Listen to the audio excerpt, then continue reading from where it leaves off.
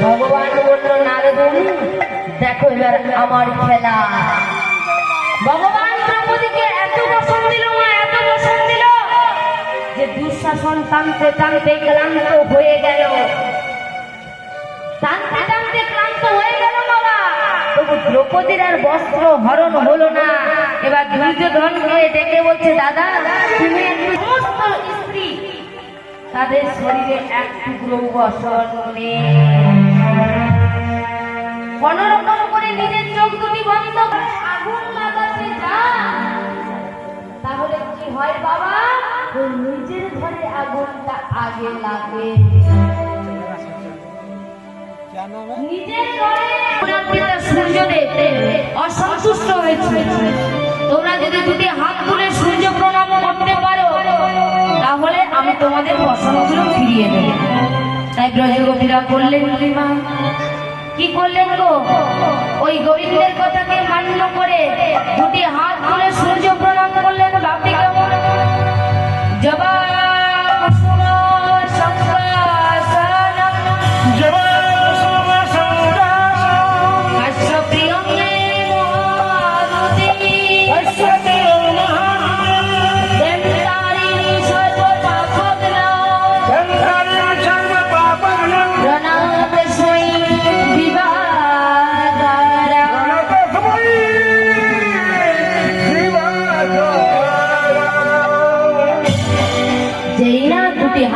সূর্য প্রণাম করলে অগ্নি গোবিন্দ ব্রজগোপীদের বসনগুলি ফিরিয়ে দিল।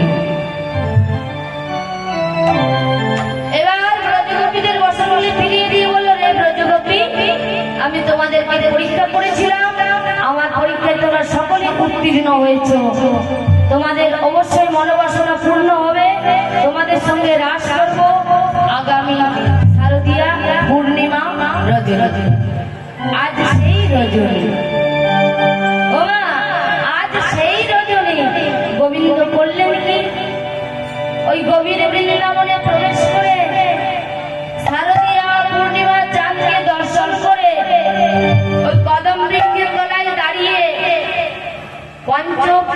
পঞ্চতানে বাঁশি বাজান। ভাবছি কেমন হ্যাঁ